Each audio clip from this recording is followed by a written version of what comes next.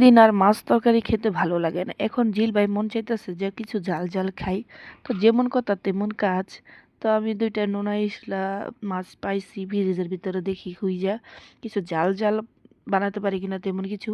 তো আমি দেখলাম ২টা নোনা ইলিশ আছে, তো সুন্দর করে গরম পানিতে ভিজিয়ে নিলাম। এদিকে আমি রসুন ছেঁচে নিতেছি ওটার ভিতরে দেওয়ার জন্য। তারপরে নোনা ইলিশগুলো আমি ভালো করে ধুয়ে তারপরে সুন্দর করে ছেঁচে নিতেছি। আপনারাও ছেঁচে নেবেন।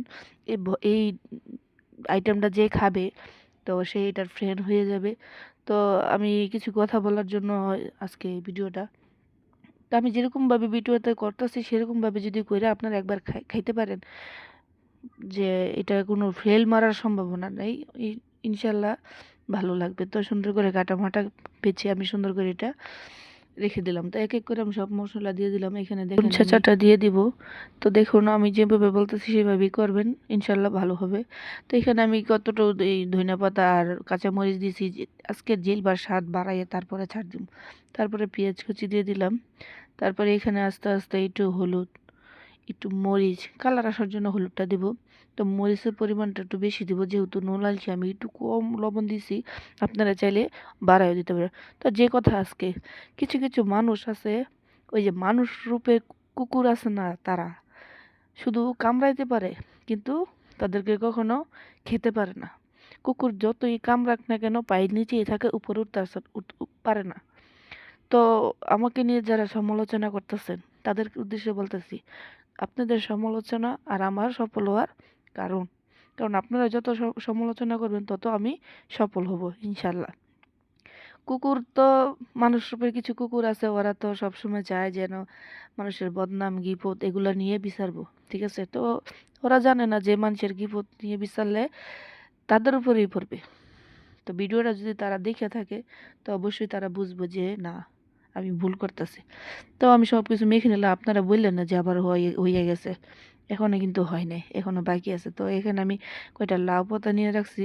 তারপরে সুন্দর করে লাউ পাতার ভিতরে পরিমাণ মতন মশলাগুলো সব দিয়ে সুন্দর করে আমি এটা ভাজ করে নিব। আপনারা চাইলে যে কোনো পাতা দিয়ে করতে পারেন, যেহেতু আমার ঘরে লাউ পাতা ছিল তো আমি লাউ পাতা দিয়ে এটা করতেছি।